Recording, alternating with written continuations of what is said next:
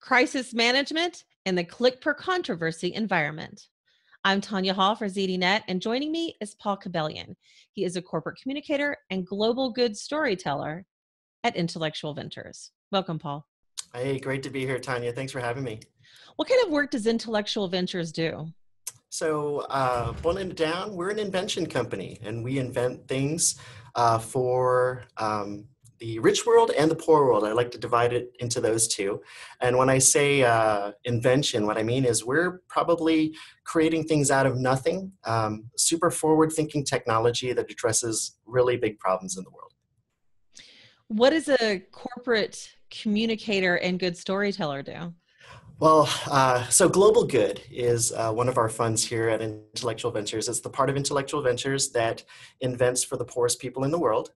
And my job is to make sure we have our share of culture, what I like to call our share of culture. I do the storytelling here. So whether it's the brand of Global Good or talking about our products and projects, putting our scientists out there, our executives, it's my job to kind of create this coalesced story around the entire Global Good Fund. You are presenting at South by Southwest on branding bootcamp PR, Marine Corps style, right? I mean, it's basically Yeah. a crisis via social media and technology. Isn't that right? That's right. So I grew up and I earned my PR chops in the Marine Corps a long time ago. And you learn a lot of things as a public affairs officer in the Marines. What we're going to be doing at the talk is myself and a colleague of mine, one of my favorite communicators. She's at the LAPD. Her name is Julianne Son, also a Marine Corps officer and communicator. We're going to be sharing some of the war stories that helped us think about and shape the way we do our work today.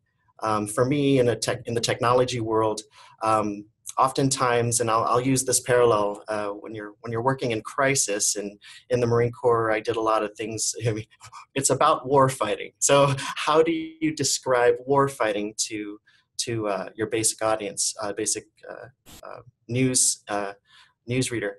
Well, you learn a lot of things in the crisis world that help you navigate high technology, because you have a very complex situation or a complex topic, and you distill that down into sound bites or palatable pieces of information that people can identify with.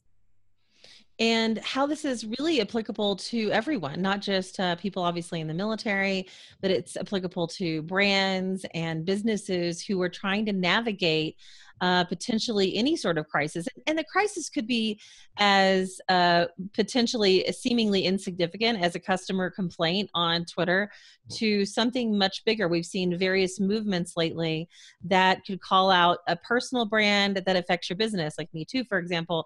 So how do you go about extracting the truth from unrelated private information that organizations and public figures, in fact, deal with in this really controversy-rich media environment? Oh, I love that you asked this question. I mean, news is fast, right? It's how fast can you type and render your opinion. And in some ways, social media has democratized our ability to render those opinions very powerfully and very quickly. Social movements, I think we can learn a lot from social movements. You mentioned Me Too. We have kids marching for gun safety nationally now. And I think a lot of brands in that space are kind of worrying, oh man, what do we do?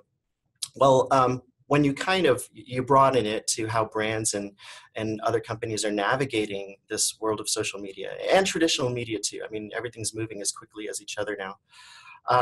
You have to be really intelligent about giving people something that's what I call has social relevance, right? And doing that well means understanding not just your audience in these sectors, but understanding maybe the cultural and social motivations that help them bring value to their decision making. So it's a very deep study of what you would call these audience diagrams. Now it's actually getting to know them very personally. So brands, they're coming very close to the customers that they sell to, and each one has an equal share in using social media to create the brand together. So it's not just me creating the brand. I have to interact with a very active audience to make sure it goes right. You know, this term has been used a lot, especially this year, fake news. And I guess the question I would ask is, how does the casual observer actually identify what fake news is? Yeah. So I had this great conversation about this specific topic the other day with a colleague of mine here. And, you know, to what extent, okay, first it goes to how do you define fake news? Is it news I just disagree with at a very basic level? Or is it news that's actually artificially intelligently generated? Or is it news that has a propaganda uh, actor behind it, say Russia or something like that, that's actually trying to persuade me? Well, I'm part of maybe that journalistic tradition where we believe that people are intelligent and they can sort through some things, but it's not always what we feel and face on Facebook, for example. I would suggest that folks who are looking to try to find a matrix to understand what's fake and what's not is to study the truth.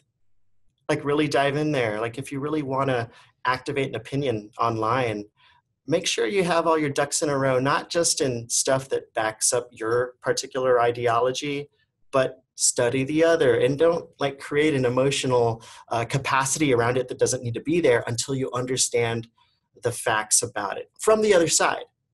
From the other side. How does you say the click per controversy environment play into this? Sure. So, yeah, intellectual ventures has a pretty spotted history if you just kind of search for us online, and it's someone asked me this question about the whole patent troll narrative, and I said, to some extent, all of us here have kind of gone past it. It's an 8-year-old story, and folks who want to perpetuate it, it's not because it's like super interesting. It's actually because they just want to, right? So when I talk about a click per controversy environment, for us, it's navigating our messaging in a way, and our storytelling, I should really say storytelling, in a way that lets people see the internal workings of intellectual ventures as transparent as we can possibly be. What is some of your advice that you're going to be offering in the panel as far as businesses who are trying to, maybe they don't have a professional global good storyteller on staff or a corporate communicator that's like you, and they just really need some help in trying to understand when they come across their own crisis, how they should go about handling it? That's a great question. I think one of the things that I picked up working crises like plane crashes or shootings or the anthrax attack itself is that you have to really be genuine. And so what'll happen typically is any startup and any CEO will sit and this is my favorite meeting. It's called the messaging meeting. What is our message, Tanya? What are we going to say? And what I would suggest to entrepreneurs and business owners, if you don't have a professional communicator, stick to the story. Don't stick to the messages. See, people don't sit there and go, oh, you know what? Hey, Tanya, tell me a message. They really want to hear a story. I mean, anyone with children knows that. So that's the piece of advice I'd give them. Stick to the story. Get rid of the messages. Well, good luck with your panel, and I love the work that you guys are doing, especially in the good storyteller aspect. You know what, if somebody wants to connect with you, if they want to find out more about your work, maybe they want to attend your panel, how can they go about doing that? Sure. I'm always on LinkedIn, so please tag up with me there. All right. And thanks again. If you want to follow me and more of my interviews, you can do that right here on ZDNet or Tech Republic, or maybe find me on Twitter. I love to tweet. I'm at Tanya Hall Radio on Twitter. Or find me on Facebook by searching for The Tanya Hall Show. Until next time.